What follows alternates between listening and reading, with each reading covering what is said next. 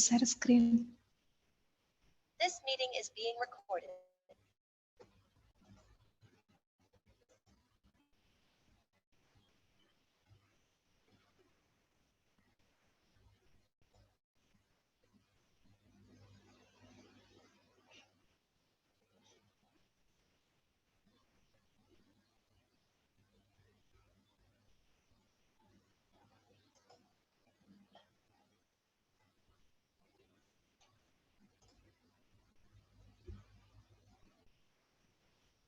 Oke, sudah terlihat ya PPT-nya? Sudah Bu, sudah ada. Oke. Oke,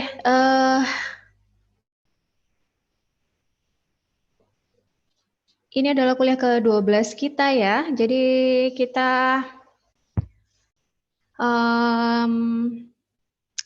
perlu satu kuliah tambahan ini untuk mengganti kuliah di minggu pertama setelah UTS kemarin ya. Jadi masih ada 3 materi lagi untuk hari ini, kemudian untuk minggu depan, dan saya perlu tambahan 1 pertemuan lagi. Kira-kira teman-teman bisanya kapan?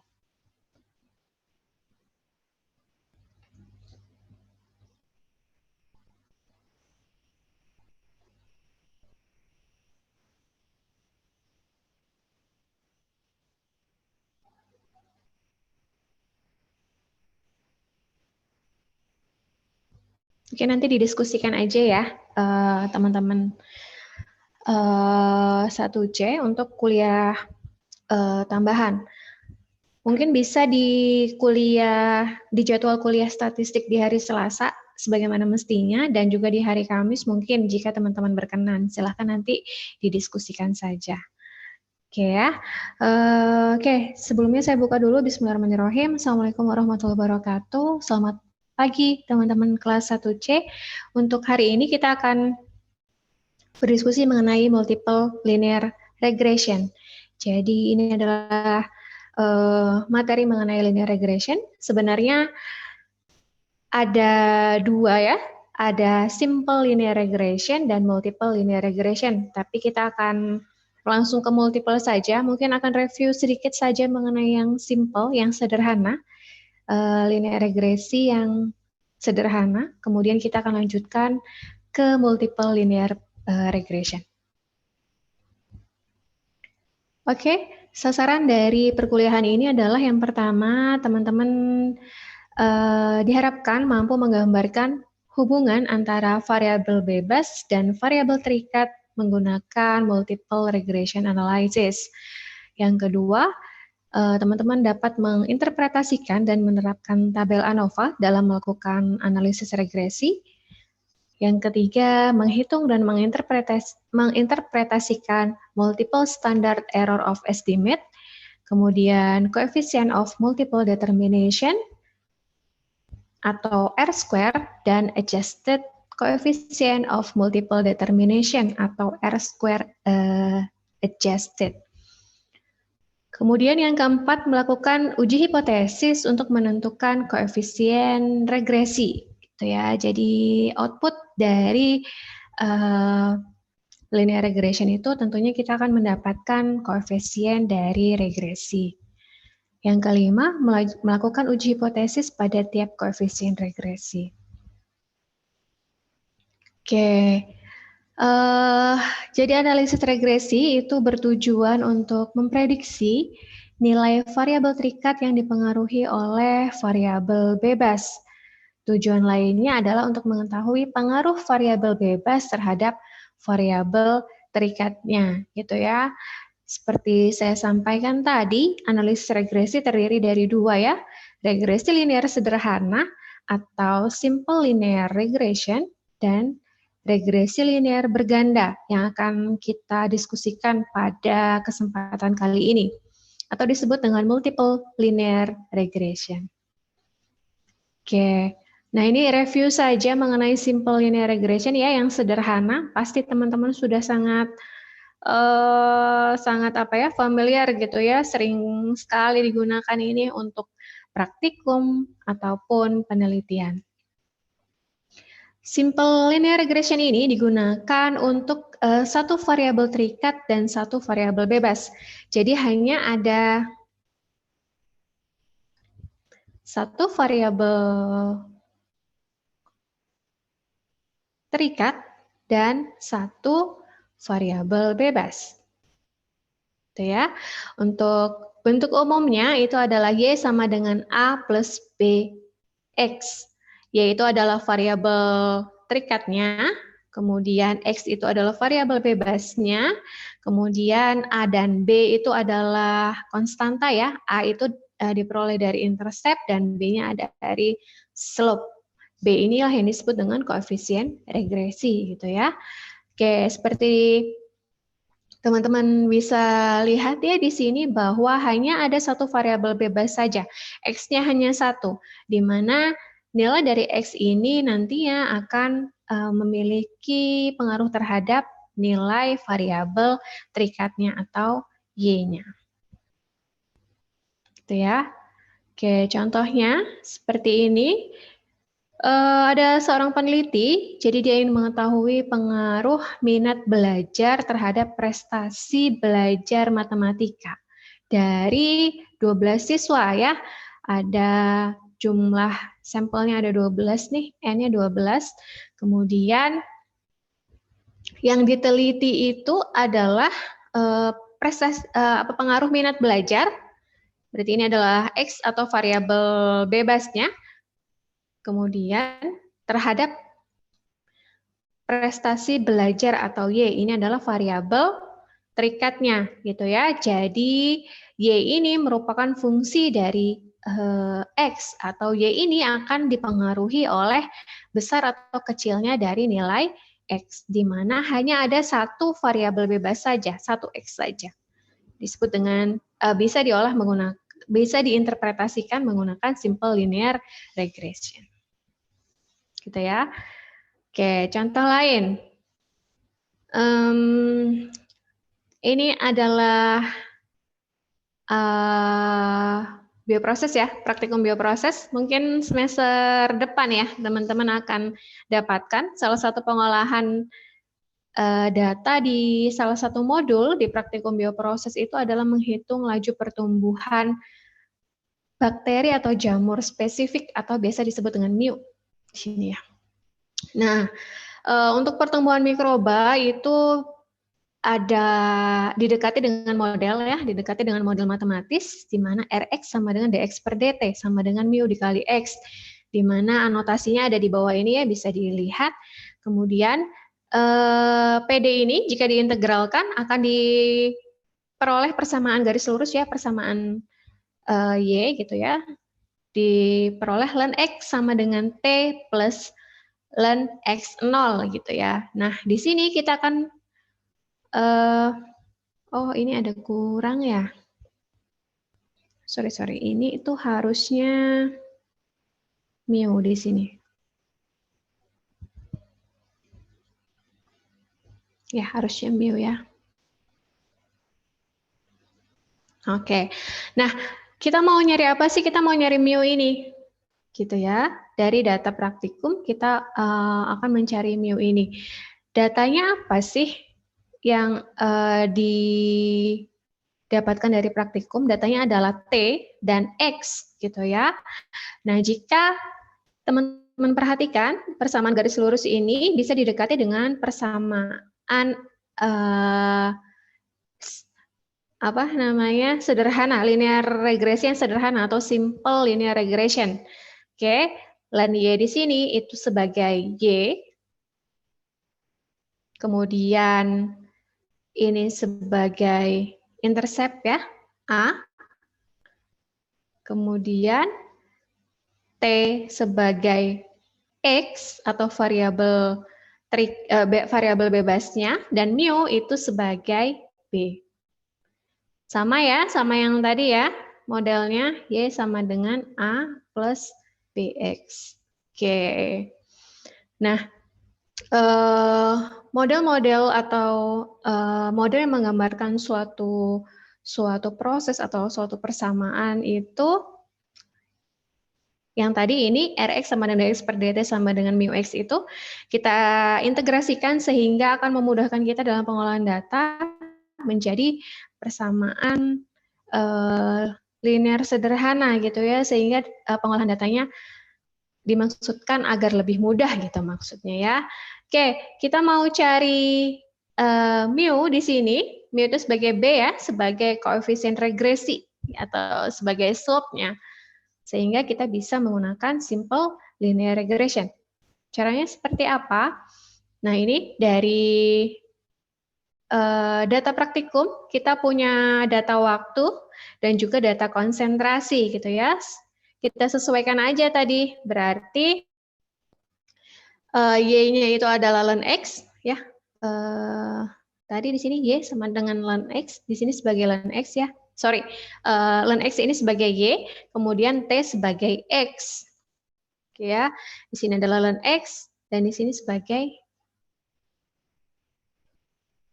T atau waktu gitu. Kemudian kita plot data kita. Ini datanya ya, ini waktu dan juga ln X. Diplotkan datanya, kemudian karena datanya ini linear, maka kita gunakan regresi linear, sehingga kita mendapatkan slope dan juga intercept-nya gitu ya, intercept-nya sekian, kemudian slope-nya sekian.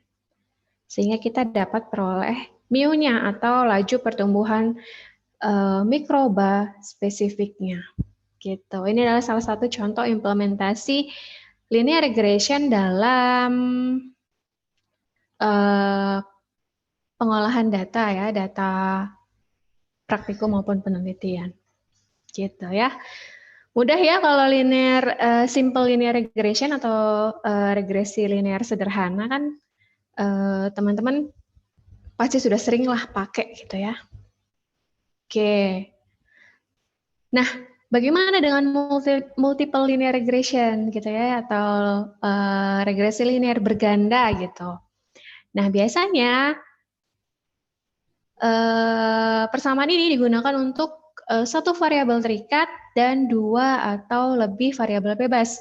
Oke, kuncinya ini, satu variabel terikat dan dua atau lebih variabel bebas. Oke, kalau satu variabel terikat dan satu variabel bebas, maka dia disebut dengan simple linear regression. Tapi ketika dia punya dua atau lebih variabel bebas, maka dia akan termasuk multiple linear regression gitu ya. Oke, regresi linear dengan dua prediktor atau dua variabel bebas terdiri dari satu variabel terikat dan dua variabel bebas. Itu ya, jelas ya. Begitu juga dengan regresi linear tiga prediktor, berarti ada satu variabel terikat dan juga tiga variabel bebas. Nah, ini adalah contoh persamaan regresi linear dengan dua prediktor, berarti ada dua variabel bebas di sini. Ada X1 dan juga ada X2, di mana masing-masing memiliki koefisien regresinya sendiri-sendiri. Gitu ya. Jadi di sini ada variabel terikat, kemudian ada intercept, konstanta ya ini A. Kemudian B1 itu adalah koefisien regresi untuk variabel bebas pertama, dan B2 adalah koefisien regresi untuk variabel bebas kedua. Oke, gimana kalau variabel bebasnya ada 5, Bu? Gitu. Tinggal tambahin aja B3 kali X3 sampai B5 kali X5. Gitu ya. Jadi bentuk umumnya akan seperti ini.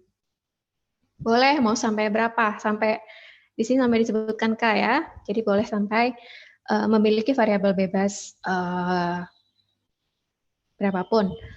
Nah, untuk multiple regression analysis ya, karena kita bisa menghitungnya secara manual gitu ya, tapi karena stepnya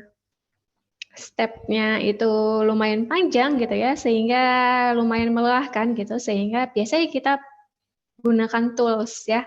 Seperti biasa kita bisa pakai Minitab, SPSS, Polymath, ataupun Excel.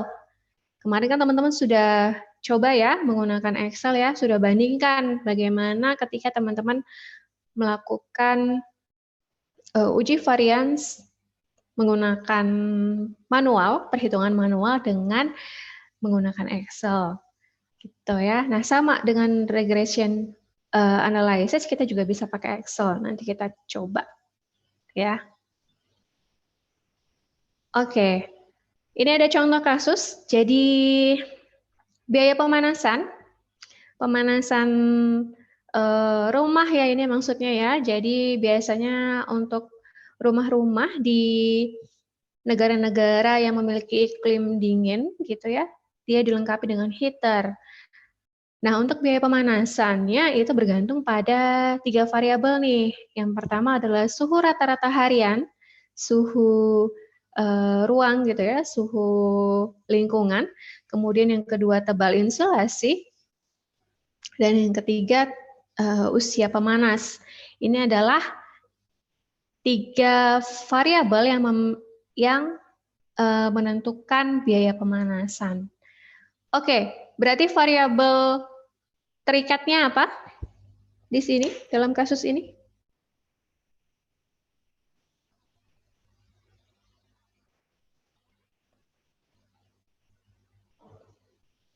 Tebal insulasi, Bu. Variabel terikatnya?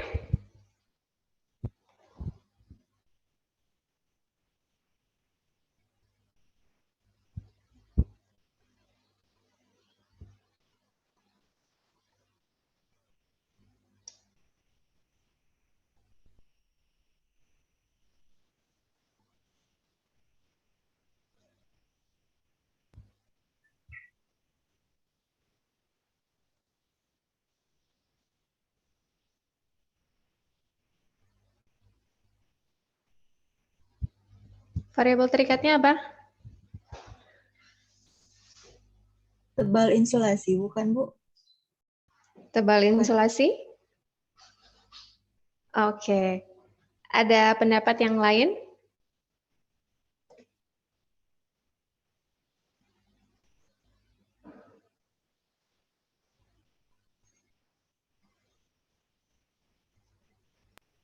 Suhu rata-rata harian. Suhu rata-rata harian. Oke. Ada pendapat lagi?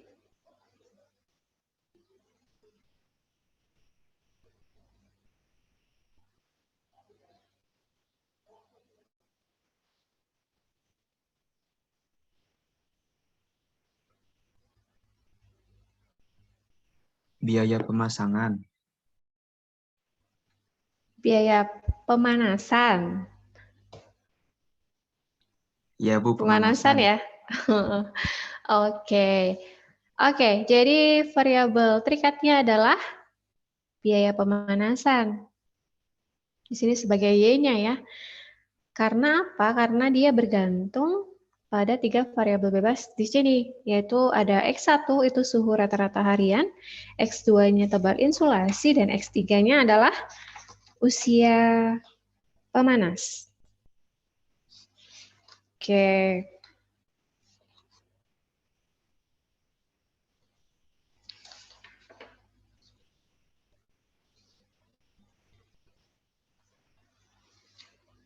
Nah, oke, ini adalah datanya.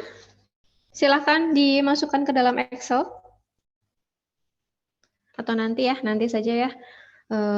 Kita selesaikan dulu aja. Oke, ini adalah datanya ya. Jadi ini adalah biaya, kemudian ini adalah apa tadi? X1 adalah suhu rata-rata harian, kemudian X2 adalah tebal insulasi, X3-nya adalah usia pemanas gitu ya. Kita akan melihat nih apa namanya pengaruh ketiga variabel bebas ini terhadap variabel terikatnya. Oke, gimana sih caranya? Seperti kemarin ya, sama pada menu data, setelah teman-teman memasukkan data ke dalam Excel, silahkan pilih data, kemudian pilih data analysis. Kalau data analisisnya tidak muncul di sini, lakukan kembali seperti step pada minggu lalu ya, yang file option add-ins gitu ya. supaya data analisisnya muncul. Oke, kemudian, nah kalau kemarin teman-teman pilih apa ya, F variance ya, sekarang pilih regresi di sini. Di sini pilih regresi, kemudian oke. Nah, kemarin kan teman-teman pilih yang ini nih, fit-test to sample for variances ya. Nah, sekarang pilih yang regresi karena teman-teman akan melakukan regresi linear. Kemudian pilih oke. Nah, seperti biasa teman-teman pilih, masukkan datanya, range data, Y dan juga X-nya. Kemudian seperti kemarin, perlu diperhatikan apakah teman-teman memasukkan range paling atas untuk tabel atau tidak. Kalau tidak, berarti ini tidak usah dicentang. Gitu ya. Tapi kalau memasukkan, berarti ini harus dicentang. Kemudian untuk confidence levelnya, defaultnya 95% ya, karena biasanya significance levelnya itu 0,05. Oke, kemudian pilih outputnya akan ditaruh di mana? Apakah di worksheet yang sama? Kalau di worksheet yang sama, teman-teman tentukan di range bagian mana. Kemudian, atau teman-teman mau pilih di worksheet yang berbeda, misalkan sheet berikutnya, sheet 2, sheet 3, boleh. Atau di workbook yang baru juga boleh. Itu ya, kemudian klik OK. Sehingga nanti akan teman-teman dapatkan hasil regresinya seperti ini, gitu ya, seperti ini.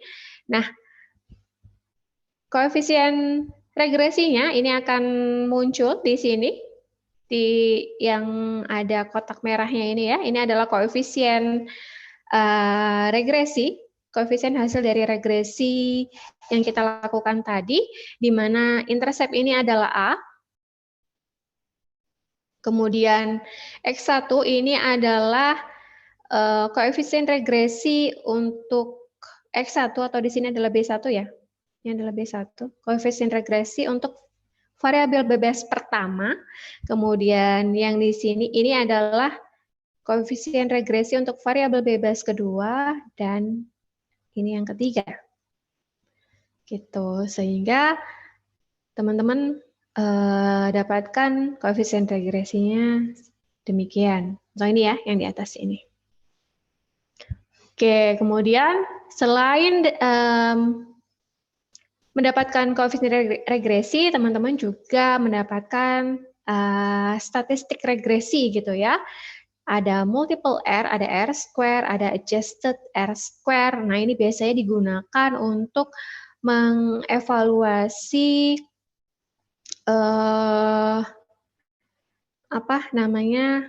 untuk memeriksa apakah model persamaan regresi yang telah terestimate gitu ya dengan menggunakan model tadi itu sudah cukup baik atau tidak gitu.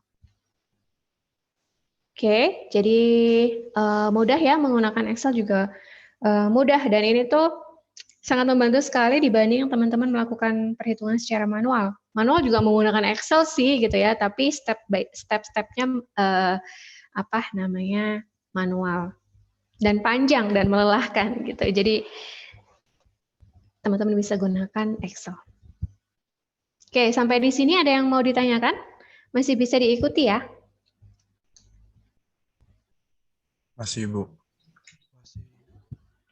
Oke. Nah, ini adalah hasilnya.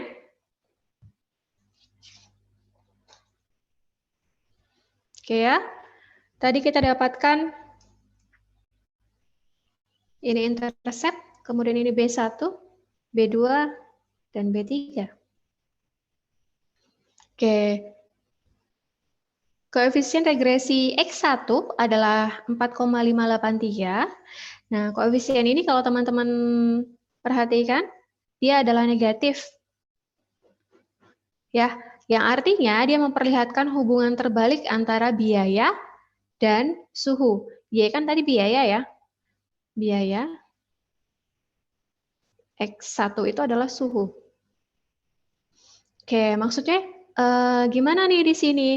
Jadi hubungannya terbalik. Misalkan semakin kecil suhu lingkungan atau suhu lingkungan di sekitar rumah tersebut, maka biaya pemanasannya akan semakin besar. Mengapa demikian? Karena energi yang kita butuhkan untuk memanaskan atau menaikkan suhunya itu akan lebih besar ketika suhu lingkungannya semakin kecil gitu ya. Jadi hubungannya terbalik nih antara suhu dan biaya. Oke. Bagaimana dengan yang B2? B2 juga minus. B2 juga minus. Berarti sama ya, dia memiliki hubungan terbalik. Semakin besar insulasi, bias pemanasan semakin kecil. Begitu juga dengan sebaliknya, semakin kecil insulasi, tebal insulasi maksudnya di sini ya, biaya pemanasannya akan semakin besar gitu ya, karena insulasi kan fungsinya untuk menghambat laju perpindahan panas ya. Oke, nah B3-nya plus gitu ya, korelasi koefisien regresi dari variabel ketiga. Variabel ketiga itu adalah usia ya, usia itu plus, artinya dia itu memiliki hubungan langsung.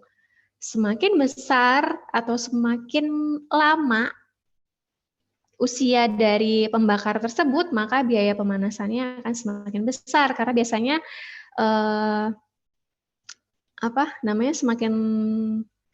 semakin tua gitu ya, heaternya itu efektivitasnya akan semakin kecil gitu ya. Oke, jadi ada yang minus, ada yang plus, itu menggambarkan hubungan gitu ya, apakah hubungannya langsung ataupun hubungan terbalik terhadap variabel perikatnya.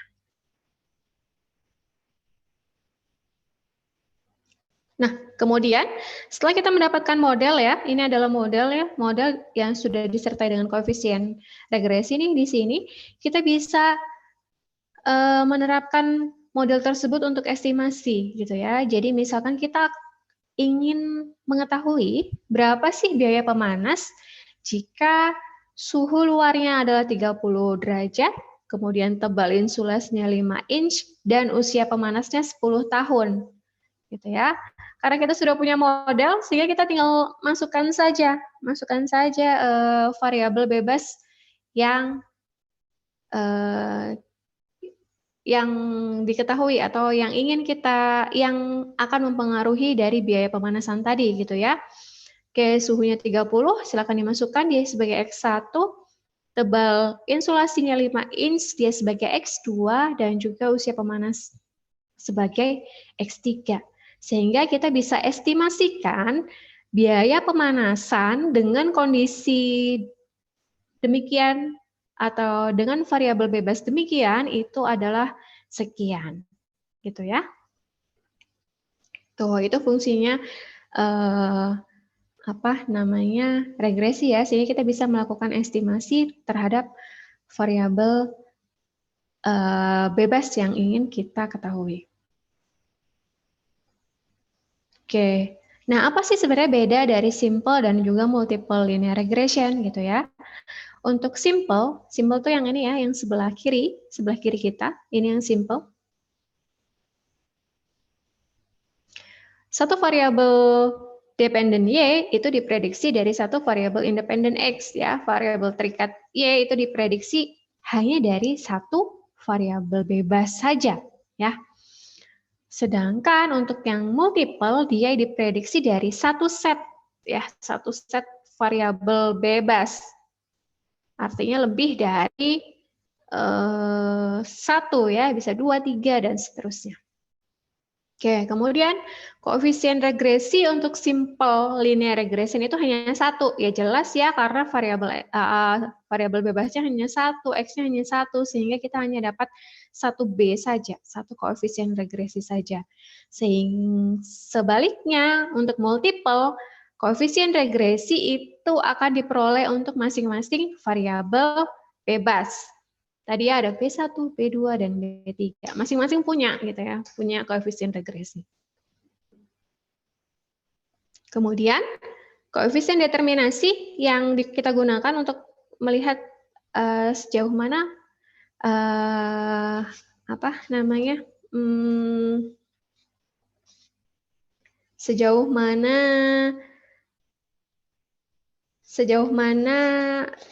sorry kok saya jadi ngeblank. Koefisien determinasi tadi itu kita gunakan untuk melihat gitu ya sejauh mana model regresi kita yang sudah kita estimasikan itu apakah sudah cukup baik atau belum gitu ya, apakah sudah fit gitu ya dengan data aktual atau belum gitu maksudnya. Nah, untuk R-square yang simple linear regression itu menunjukkan proporsi variasi dalam variabel dependen Y diprediksi dari satu X saja. Sedangkan untuk multiple itu diprediksi oleh seperangkat variabel independen X gitu ya. Seperangkat ya X1, X2, X3 dan seterusnya. Itu bedanya.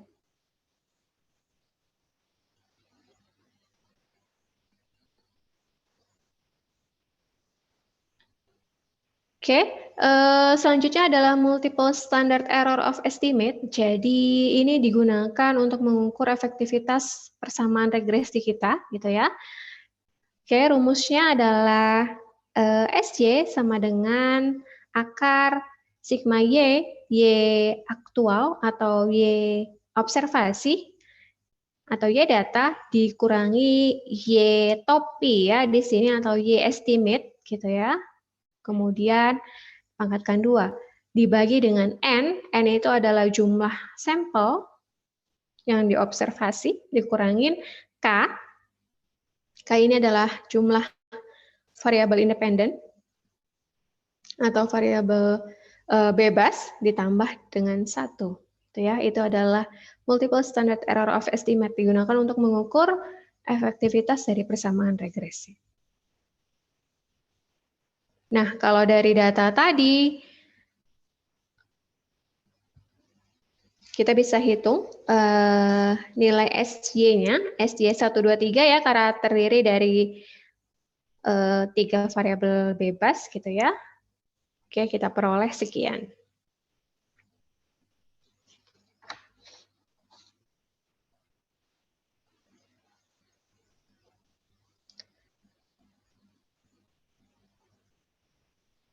Oke, selanjutnya ada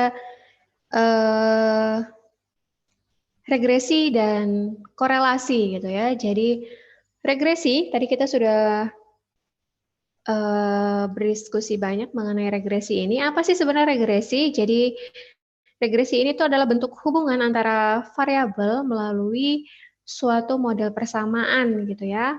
Variabel bebas dan terikat memiliki hubungan linear sehingga disebut dengan regresi linear tadi ya. Sedangkan korelasi, ini bedanya regresi dan korelasi ya. Korelasi itu untuk mengidentifikasi keeratan hubungan antara dua variabel kuantitatif gitu. Jadi regresi itu adalah bentuk hubungannya, apakah simple linear regression atau multiple linear regression atau malah non-linear gitu ya. Jadi itu yang hubungan antara antar variabel yang dia punya yang dilihat atau ditinjau dari suatu model persamaan. Sedangkan kalau korelasi itu hubungannya ya, jadi keeratan hubungannya apakah signifikan saling mempengaruhi atau tidak.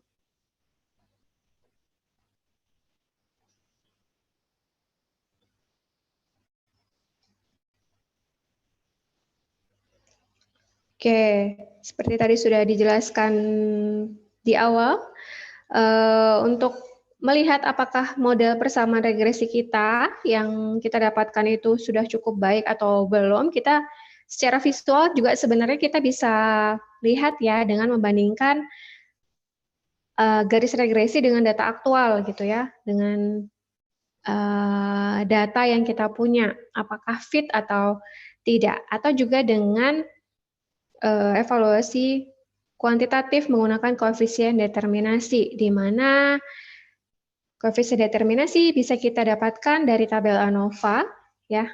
Tadi kan ada tabel ANOVA ya di contoh kasus tadi. selain teman-teman dapatkan nilai koefisien, kemudian nilai koefisien regresi di sini, teman-teman juga akan dapatkan tabel ANOVA di sini, di mana nantinya akan diperoleh statistik regresi, yaitu R-square, ini R-square, adjusted R-square di sini ya. R-square ini adalah koefisien determinasi. Oke ya. Oh, mana? Oke, jadi koefisien determinasi kita bisa dapatkan dari tabel ANOVA, di mana dalam tabel ANOVA menunjukkan variasi dalam variabel terikatnya, ya, di mana variasi ini ada dua komponen nih, ada explained variation yang diperhitungkan untuk himpunan variabel bebas dan juga unexplained atau random variation yang tidak diperhitungkan untuk himpunan variabel bebas, ya. Kalau kita lihat di sini, ini adalah tabel ANOVA. Ini adalah tabel ANOVA di sini. Oke, kemudian yang dimaksud explained variation itu tadi itu adalah yang ini, yang atas, SSR ya, atau sum of square regression. Yang ini. Itu adalah explained variation. Kemudian unexplained-nya itu adalah yang residual.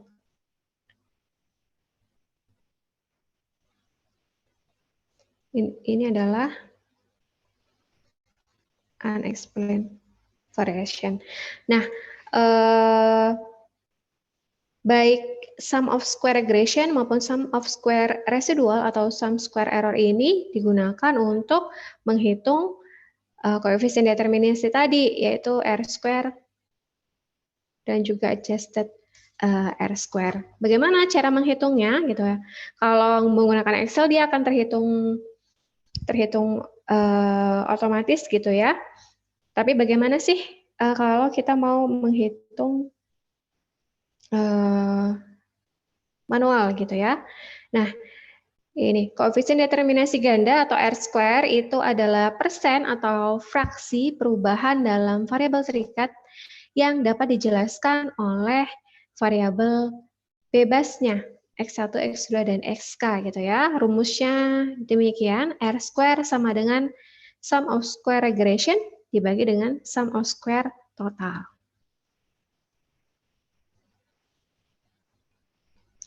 Di mana karakteristik dari koefisien determinasi ganda ini disimbolkan dengan huruf besar R kuadrat gitu ya, bernilai antara 0 dan 1, ya, 0 dan 1, semakin mendekati 1, semakin baik gitu ya, berarti persamaan regresi kita, kemudian tidak dapat bernilai negatif dan mudah diinterpretasikan. Nah, selain koefisien determinasi ganda, itu ada juga namanya adjusted coefficient of determination atau R square adjusted.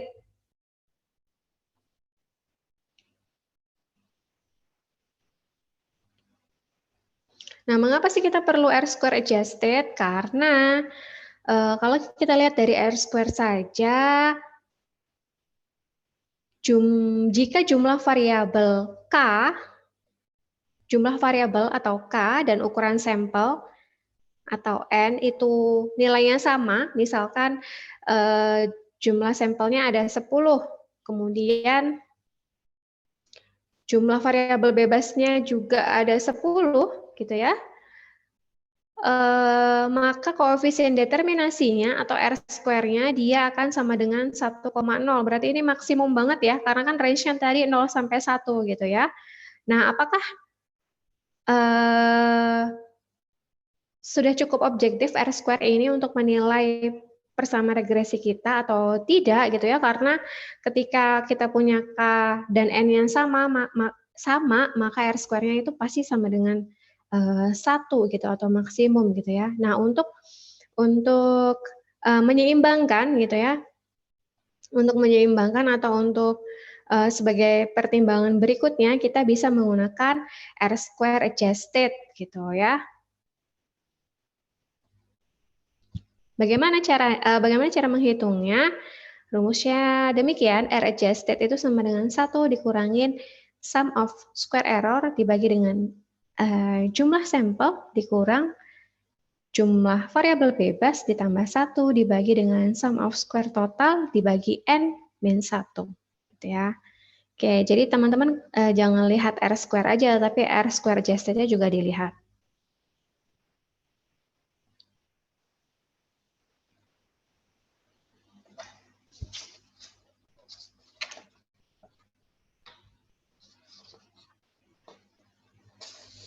Nah, dalam prosedur analisis regresi, tadi kan kita sudah mengidentifikasi bentuk model ya, apakah tadi simple linear regression atau multiple linear regression gitu ya. Kemudian tadi sudah ada simulasi bagaimana sih kita mendapatkan koefisien dari regresi gitu ya, menggunakan Excel tadi. Oke, selanjutnya setelah teman-teman mendapatkan koefisien regresi dan juga koefisien determinasi atau R² dari hasil regresi tadi, kita harus melakukan uji signifikansi atau uji pengaruh gitu ya dari variabel bebas terhadap variabel terikatnya gitu ya, menggunakan R² atau koefisien determinasi ganda. Nilai yang menunjukkan R² ini nilai yang menunjukkan seberapa besar pengaruh variabel bebas terhadap variabel terikatnya gitu ya, variabel bebas dan variabel terikat. Apakah cukup berpengaruh atau tidak berpengaruh? Nah, R² ini hanya bermakna bila sudah terbukti variabel bebas berpengaruh terhadap variabel terikat. Oke ya, jadi nilai R² atau R² yang besar itu belum tentu, sekali lagi ya, belum tentu dapat dipastikan bahwa variabel bebas memiliki pengaruh terhadap variabel terikat, gitu ya. Nah, bagaimana caranya kita memastikan apakah variabel bebas yang ada ini berpengaruh terhadap variabel terikat kita, gitu ya? Maka kita harus melakukan uji signifikansi, gitu ya. Nah, di sini apakah berpengaruh? Iya atau tidak? Silakan dilakukan uji F gitu ya, uji signifikansi menggunakan distribusi F atau uji F ketika kita ingin melihat pengaruh variabel bebas secara simultan atau secara bersama-sama. Variabel bebas kan tadi ada X1, X2, X3 dan XK gitu ya. Kalau kita pengen lihat keseluruhannya gitu ya, kita akan mengujinya secara bersamaan, bisa dilakukan menggunakan uji F. Tapi kalau misalkan kita ingin melihat satu persatu, atau kita ingin melihat satu variabel bebasnya saja, misalkan tadi kan Y sama dengan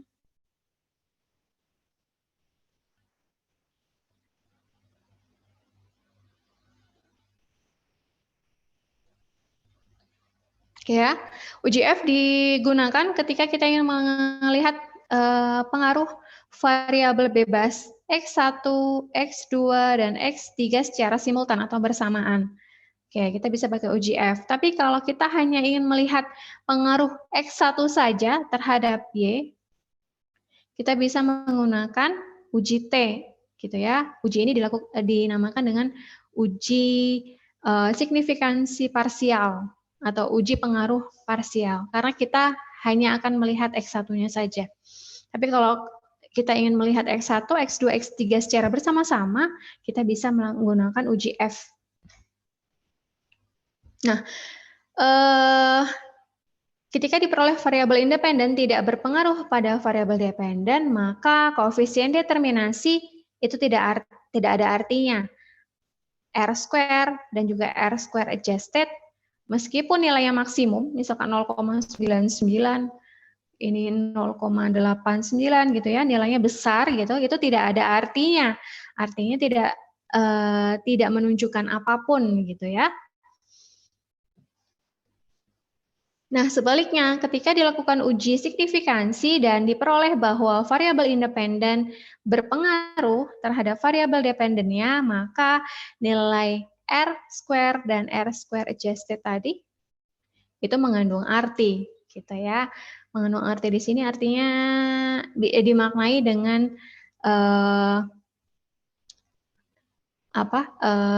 regresi linear kita tadi sudah cukup baik.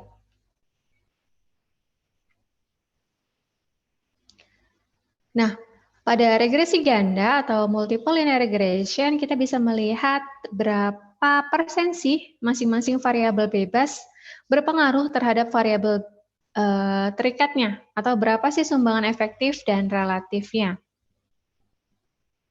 Oke, kita bisa melakukan uji korelasi dan regresi untuk membuktikan sumbangan efektif dan juga sumbangan relatif. Sumbangan efektif itu adalah besar sumbangan atau pengaruh suatu variabel bebas terhadap variabel terikat. Oke, jadi diperoleh dengan perkalian koefisien korelasi dengan koefisien regresi. Koefisien korelasi itu adalah R ya, R kecil, kemudian koefisien regresi tadi yang B1, B2, B3. Oke, itu untuk mencari sumbangan efektif. Untuk sumbangan relatif, itu bisa kita lihat dengan membagi nilai SE. SE ini sumbangan efektif tadi, dibagi dengan R kuadrat.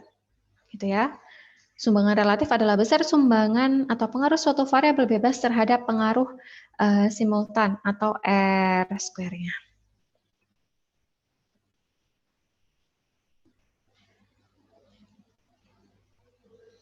Oke, ini adalah hasil regresi ya dari contoh di sini. Ini adalah variabel bebas, variabel terikat. Kemudian ini variabel bebasnya ada dua ya, ada X1 dan juga X2. Kemudian kita lakukan regresi, kita peroleh koefisien.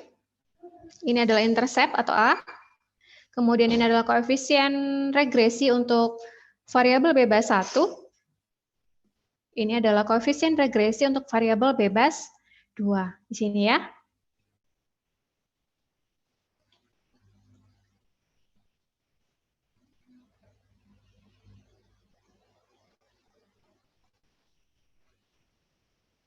Oh, sorry.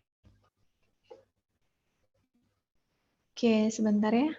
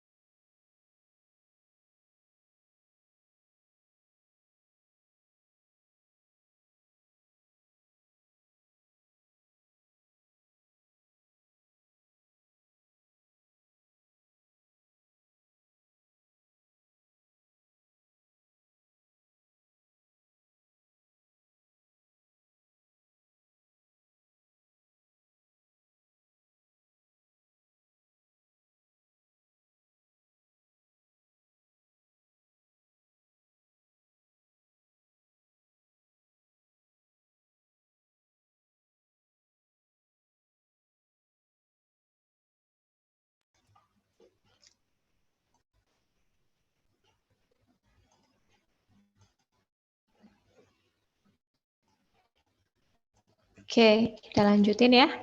Mohon maaf tadi ada gangguan sedikit.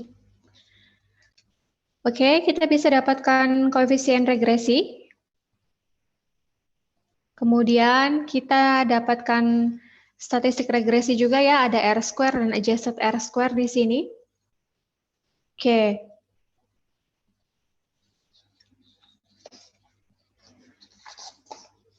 Oke, seperti tadi sudah dijelaskan ya sebelumnya, nilai R-square dan adjusted R-square di sini itu harus kita uji signifikansi terlebih dahulu, uji pengaruhnya terlebih dahulu gitu ya, baru kita bisa menggunakan nilai R tersebut gitu ya. Caranya gimana? Caranya teman-teman lihat di sini ada F significance ya. Ada F significance di sini. Kemudian jika nilai F significance F di sini itu lebih kecil dibandingkan nilai alfa atau taraf signifikansi, maka dapat disimpulkan bahwa variabel bebas memiliki pengaruh terhadap variabel terikatnya, gitu ya. Jadi bisa disimpulkan bahwa dia memiliki pengaruh. Oke ya. Berarti di sini nilai X1 dan X2 di sini itu memiliki pengaruh terhadap Y-nya atau variabel nilai X1 dan X2 di sini itu memiliki pengaruh terhadap variabel bebas atau Y-nya. Gitu ya. Sebaliknya, jika nilai signifikan F itu lebih besar daripada nilai alfa, maka dia tidak berpengaruh. Artinya nilai X1 dan X2 di sini itu tidak mempengaruhi nilai Y. Gitu ya. Sehingga karena tidak mempengaruhi, berarti R square dan adjusted R square di sini, meskipun di sini ada nilainya, itu tidak berarti apa-apa gitu ya, tidak memiliki arti apa-apa. Gitu. Oke.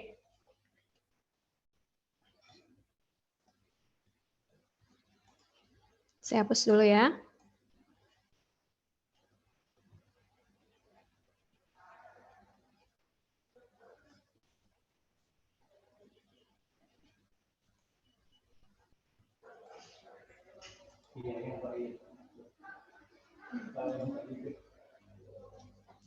Oke, silakan dilihat di sini hasilnya.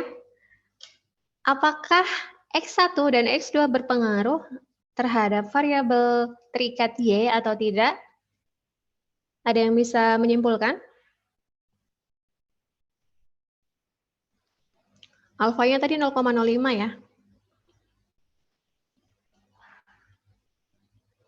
Silakan lihat nilai signifikan F dan juga alfa. Tidak berpengaruh, Bu. Tidak berpengaruh ya. Karena apa? Karena ternyata nilai signifikan F itu lebih besar dari nilai alfanya. Alfanya 0,05. Sehingga kesimpulannya adalah variabel bebas X1 dan X2 di sini itu tidak memiliki pengaruh terhadap variabel terikat Y. Itu ya, jadi R-nya nggak bermakna apa-apa, meskipun ada nilainya. Meskipun nilainya 0,99 pun gitu ya, mendekati 1, jika uji signifikansinya tidak diperoleh hasil bahwa X1, X2 tidak berpengaruh terhadap variabel terikat, maka itu tidak berarti apa-apa R-nya, nilai R-nya. Oke? Masih bisa diikuti sampai di sini? Masih, Bu. Sih ya? Oke, kalau masih kita coba yang contoh kasus tadi ya. Contoh kasus biaya pemanasan tadi, yang kita punya 3 variabel bebas, ada suhu rata-rata harian, tebal insulasi, dan juga usia pemanas.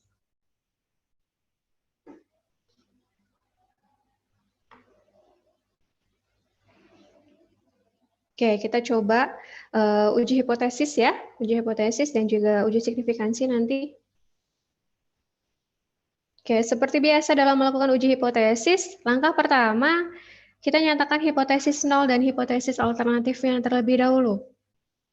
Hipotesis nol di sini B1 sama dengan B2 sama dengan B3 sama dengan 0.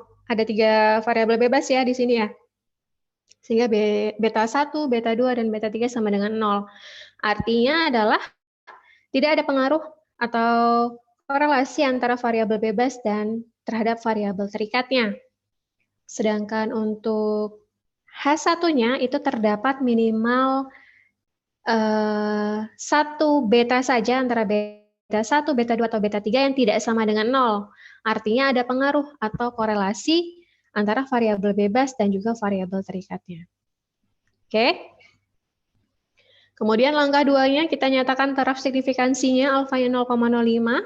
Kemudian kita pilih uji statistikanya. Oke. Karena kita menggunakan regresi linear berganda dengan 3 variabel bebas dan kita akan menguji signifikansinya secara simultan ya antara 3 variabel bebas ini sehingga kita menggunakan distribusi F. Kalau parsial kita pakai distribusi apa? Uji apa? Udah ingat tadi?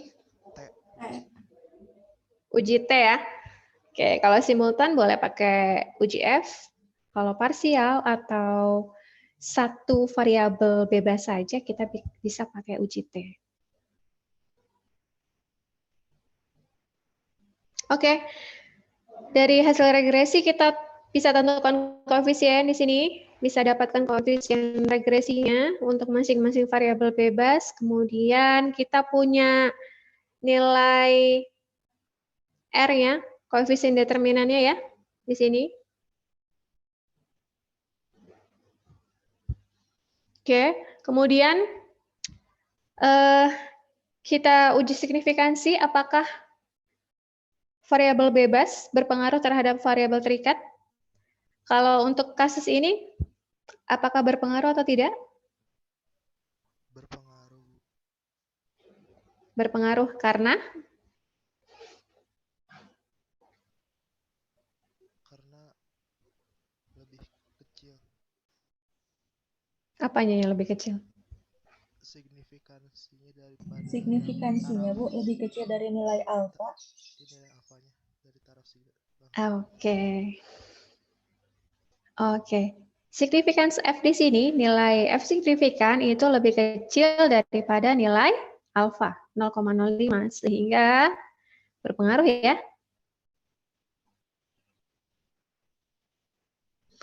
Oke. Nah, kalau oke, ini sudah betul berpengaruh. Pertanyaan saya, bisa nggak kita lihat dari nilai F hitung dan F tabel? Kan teman-teman dalam melakukan uji hipotesis akan membandingkan F hitung dan juga F tabel ya. Bisa nggak demikian? Karena kita punya F hitung nih di sini. Bisa ya? Bisa ya, karena tadi kan sudah punya hipotesis tuh H0 dan H1. Oke, kita lihat F hitungnya adalah 21,9. Oke, F hitung 21,9. Oke, kemudian kita bisa cari F tabel. F tabel untuk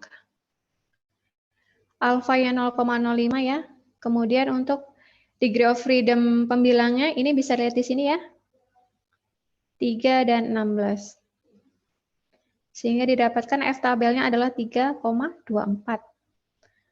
Oke, kita dapatkan bahwa F hitung lebih besar daripada F tabel. Artinya apa? Kalau dilihat dari uji hipotesis, H0 ditolak atau diterima?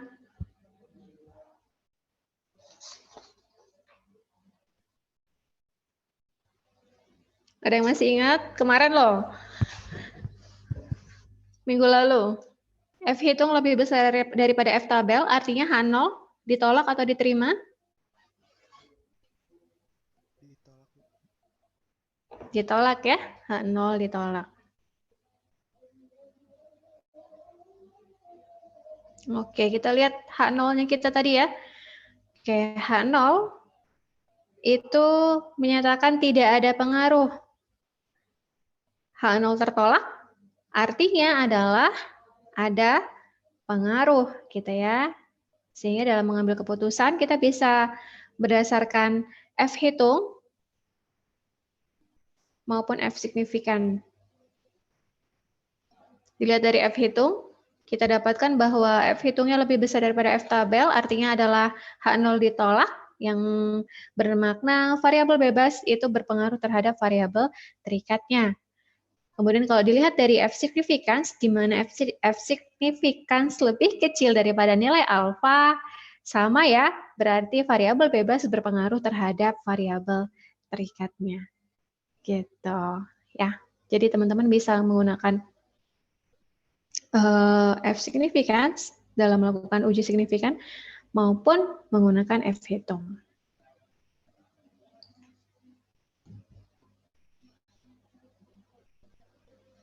Oke, ada pertanyaan sampai di sini? Bisa diikuti? Bisa, Bu. Bisa ya? Oke.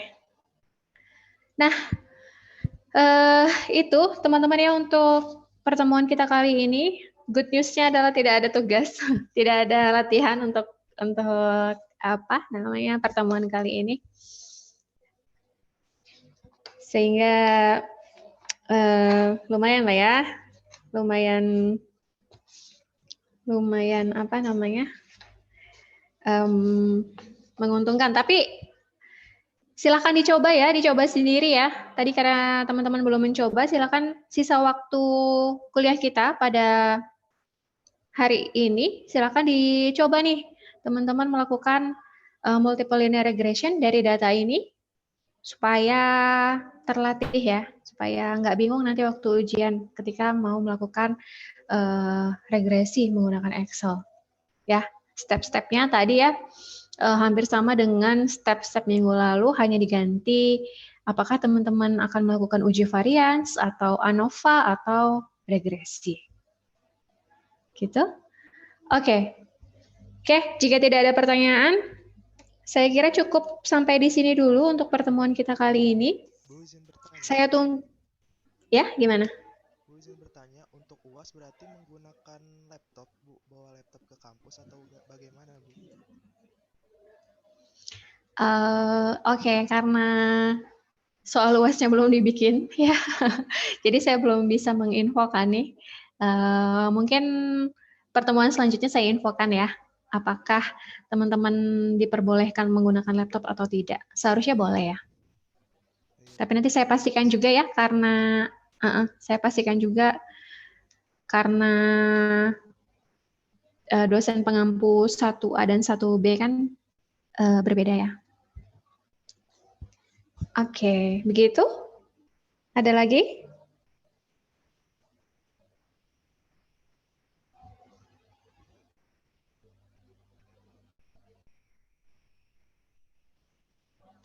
Oke, jika sudah cukup, sekian ya teman-teman pertemuan kita pada minggu ini. Saya tunggu jadwal untuk kuliah tambahannya ya, apakah akan menggunakan jadwal hari Selasa atau di hari lain gitu ya. Kalau hari Kamis pasti ya, hari Kamis minggu depan pasti.